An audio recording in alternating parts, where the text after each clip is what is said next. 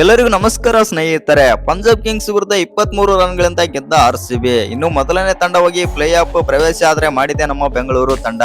ಹೌದು ಸ್ನೇಹಿತರೆ, ಇನ್ನು ಈ ಸೋಲಿನೊಂದಿಗೆ ಪಂಜಾಬ್ ಕಿಂಗ್ಸ್ ತಂಡಕ್ಕೆ ಇದೀಗ ಪ್ಲೇ ಆಫ್ ಆದಿನೇ ತುಂಬಾನೇ ಕಷ್ಟವಾಗಿದೆ ಅಂತಾನೆ ಹೇಳ್ಬೋದು. ಹೌದು ಸ್ನೇಹಿತರೆ, ಅಷ್ಟಕ್ಕೂ ಹೇಗಿತ್ತು ಈ ಪಂದ್ಯದ ಹೈಲೈಟ್ಸ್ ಅಂತ ತಿಳ್ಕೊಂಡ್ ಬರೋಣ ಬನ್ನಿ. ಅದಕ್ಕಿಂತ ಮುಂಚೆ ನಮ್ಮ ಆರ್ಸಿಬಿ ತಂಡ ಈ ಬಾರಿ ಮತ್ತೊಮ್ಮೆ ಟ್ರೋಫಿ ಗೆಲ್ಲುತ್ತಾ ಇಲ್ವಂತ ಕಮೆಂಟ್ ಮಾಡೋದನ್ನ ಮರಿಬೇಡಿ. 2026 IPL 61ನೇ ಪಂದ್ಯದಲ್ಲಿ ಪಂಜಾಬ್ ಕಿಂಗ್ಸ್ ವಿರುದ್ಧ ನಮ್ಮ ರಾಯಲ್ ಚಾಲೆಂಜರ್ಸ್ ಬೆಂಗಳೂರು ತಂಡ 23 ರನ್ಗಳ ರೋಚಕ ಜಯ ಸಾಧಿಸಿ ಮೊದಲನೇ ತಂಡವಾಗಿ ಪ್ಲೇ ಆಫ್ ಸ್ಥಾನವನ್ನು ಖಚಿತಾದರೆ ಮಾಡಿಕೊಂಡಿದೆ. ಇನ್ನು ಧರ್ಮಶಾಲಾ ಮೈದಾನದಲ್ಲಿ ಟಾಸ್ ಸೋತು ಮೊದಲು ಬ್ಯಾಟಿಂಗ್ ಮಾಡಿದಂತ ಆರ್ಸಿಬಿ ತಂಡ ಕಳಪೆ ಆರಂಭ ಪಡೆದರೂ ಕೂಡ ವಿರಾಟ್ ಕೊಹ್ಲಿ, ವೆಂಕಟೇಶ್ ಅಯ್ಯರ್ ಅರ್ಧ ಶತಕ ಹಾಗೂ ದೇವದತ್ ಪಡಿಕ್ಕಲ್ ಅಬ್ಬರದ ನೆರವಿನಿಂದ ಆರ್ಸಿಬಿ ತಂಡ 20 ಓವರ್ಗಳಲ್ಲಿ 4 ವಿಕೆಟ್ ಕಳೆದುಕೊಂಡು 222 ರನ್ ಆದರೆ ಕಲೆ ಹಾಕಿತ್ತು. ಇನ್ನು ಗೆಲ್ಲಲೇಬೇಕಾದ ಪಂದ್ಯದಲ್ಲಿ 223 ರನ್ಗಳ ಬೃಹತ್ ಗುರಿ ಬೆನ್ನತ್ತಿದ ಪಂಜಾಬ್ ಕಿಂಗ್ಸ್ ತಂಡ 20 ಓವರ್ಗಳಲ್ಲಿ 8 ವಿಕೆಟ್ ಕಳೆದುಕೊಂಡು 199 ರನ್ಗಳಷ್ಟೇ ಕಲೆ ಹಾಕಿತ್ತು. ಹೌದು ಸ್ನೇಹಿತರೆ, 223 ರನ್ಗಳ ಗುರಿ ಬೆನ್ನತ್ತಿದ ಪಂಜಾಬ್ ಕಿಂಗ್ಸ್ ತಂಡ ಕೆಟ್ಟ ಆರಂಭ ಪಡೆದುಕೊಂಡಿತ್ತು. ಮೊದಲನೇ ಓವರ್ನಲ್ಲಿ ಪ್ರಿಯಾನ್ಸ್ ಆರ್ಯ ಖಾತೆ ತೆರೆಯದೆ ಭುವನೇಶ್ವರ್ ಕುಮಾರ್ ಬೌಲಿಂಗ್ ನಲ್ಲಿ ಶೆಫರ್ಡ್ಗೆ ಕ್ಯಾಚ್ ನೀಡಿ ಔಟ್ ಆದರು. ಅನಂತರ ಬಂದಂತ ಪ್ರಭ್ಸಿಮ್ರನ್ ಸಿಂಗ್ ಕೂಡ 5 ಬಾಲ್ಗಳನ್ನಾಡಿ 2 ರನ್ ಗಳಿಸಿ ಭುವನೇಶ್ವರ್ ಕುಮಾರ್ ಬೌಲಿಂಗ್ ನಲ್ಲಿ ದೇವದತ್ ಪಡಿಕ್ಕಲ್ಗೆ ಕ್ಯಾಚ್ ನೀಡಿ ಔಟ್ ಆದರು. ನಾಯಕ ಶ್ರೇಯಸ್ ಅಯ್ಯರ್ ಕೂಡ ಕೇವಲ 3 ಬಾಲ್ಗಳಲ್ಲಿ 1 ರನ್ ಗಳಿಸಿ ಔಟ್ ಆದರು.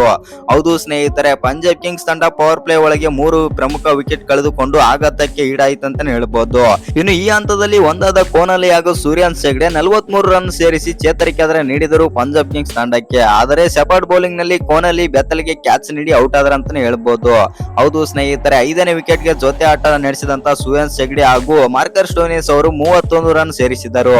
ಇನ್ನು 22 ಬಾಲ್ಗಳಲ್ಲಿ ತಲಾ 2 4 2 ಸಿಕ್ಸರ್ಗಳ ಸಹಿತ 35 ರನ್ ಗಳಿಸಿ ಸುಯಶ್ ಶರ್ಮಾ ಬೌಲಿಂಗ್ ನಲ್ಲಿ ವಿರಾಟ್ ಕೊಹ್ಲಿಗೆ ಕ್ಯಾಚ್ ನೀಡಿ ಔಟ್ ಆದರು.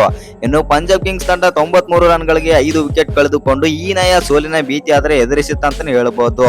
ಹೌದು ಸ್ನೇಹಿತರೆ, ಇನ್ನೊಂದೇನಂತಂದ್ರೆ ನಮ್ಮ ಆರ್ಸಿಬಿ ಪರ ಎಂದಿನಂತೆ ಭುವನೇಶ್ವರ್ ಕುಮಾರ್ ಅವರು ಇಂದು ಕೂಡ 38 ರನ್ ನೀಡಿ 2 ವಿಕೆಟ್ ಪಡೆದು ಮಿಂಚಿದರು. ಯುವ ಯಂಗ್ಸ್ಟರ್ ಬೌಲರ್ ಆಗಿರುವಂತಹ ರಸಿಕ್ದಾರ್ ಸಲಾಂ ಅವರು ಕೂಡ ಇವತ್ತಿನ ಪಂದ್ಯದಲ್ಲಿ ಅದ್ಭುತವಾಗಿ ಬೌಲಿಂಗ್ ಆದ್ರೆ ಮಾಡಿದ್ದಾರೆ. ಹೌದು ಸ್ನೇಹಿತರೆ, 36 ರನ್ ನೀಡಿ 3 ವಿಕೆಟ್ ಪಡೆದು ಗೆಲುವಿನಲ್ಲಿ ಪ್ರಮುಖ ಪಾತ್ರ ವಹಿಸಿದ್ರ ಅಂತಾನೆ ಹೇಳ್ಬಹುದು. ಇನ್ನು ಜಾಸ್ ಹೇಜಲ್ವುಡ್ ಕೂಡ ಮೊದಲನೇ 2 ಓವರ್ಗಳಲ್ಲಿ 26 ರನ್ ಆದ್ರೆ ಬಿಟ್ಟು ಕೊಟ್ಟರು.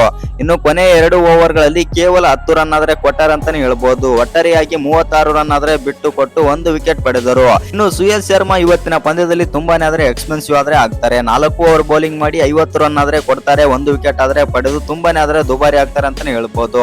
ಒಟ್ನಲ್ಲಿ ನಮ್ಮ ಆರ್ಸಿಬಿ ತಂಡ ಬಂದ್ಬಿಟ್ಟು ಇವತ್ತಿನ ಪಂದ್ಯದಲ್ಲಿ ಅದ್ಭುತವಾಗಿ ಬ್ಯಾಟಿಂಗ್ ಬೌಲಿಂಗ್ ನಲ್ಲಿ ಎರಡರಲ್ಲೂ ಕಮಲ್ ಮಾಡಿ ಆದ್ರೆ ಗೆದ್ದಿದೆ ಮತ್ತು ಅಂಕಪಟ್ಟಿಯಲ್ಲೂ ಕೂಡ ಇದೀಗ ಅಗ್ರಸ್ಥಾನಕ್ಕೆ ಆದ್ರೆ ಏರಿದೆ. ಹೌದು ಸ್ನೇಹಿತರೆ, ಈ ಗೆಲುವಿನೊಂದಿಗೆ ಆರ್ಸಿಬಿ ತಂಡ 9ನೇ ಜಯ ಆದ್ರೆ ಸಾಧಿಸಿದೆ.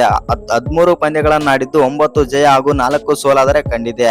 18 ಅಂಕ ಗಳಿಸಿರುವ ಆರ್ಸಿಬಿ ತಂಡ ಅಗ್ರಸ್ಥಾನದಲ್ಲಿದ್ದು ಮೊದಲನೇ ತಂಡವಾಗಿ ಪ್ಲೇ ಆಫ್ ಪ್ರವೇಶ ಆದ್ರೆ ಮಾಡಿದೆ. ಇನ್ನು ಸೋಲು ಕಂಡ ಪಂಜಾಬ್ ಕಿಂಗ್ಸ್ ತಂಡ ತನ್ನ ಪ್ಲೇ ಆಫ್ ಚಾನ್ಸ್ ಗಾಗಿ ಬೇರೆ ತಂಡಗಳ ಫಲಿತಾಂಶವನ್ನು ಅವಲಂಬಿಸಬೇಕಾಗಿದೆ ಅಂತಾನೆ ಹೇಳ್ಬೋದು. ಇನ್ನು ಈ ವಿಡಿಯೋ ಇಷ್ಟ ಆಗಿದ್ರೆ ಒಂದು ಲೈಕ್ ಮಾಡಿ, ಶೇರ್ ಮಾಡಿ, ಹಾಗೆ ಇನ್ನು ಯಾರು ಚಾನಲ್ಗೆ ಸಬ್ಸ್ಕ್ರೈಬ್ ಮಾಡ್ಕೊಂಡಿಲ್ಲ ಸಬ್ಸ್ಕ್ರೈಬ್ ಮಾಡ್ಕೊಂಡು ಬೆಲ್ ಐಕಾನ್ ಅನ್ನ ಆಲ್ ಇಟ್ಕೊಳ್ಳಿ.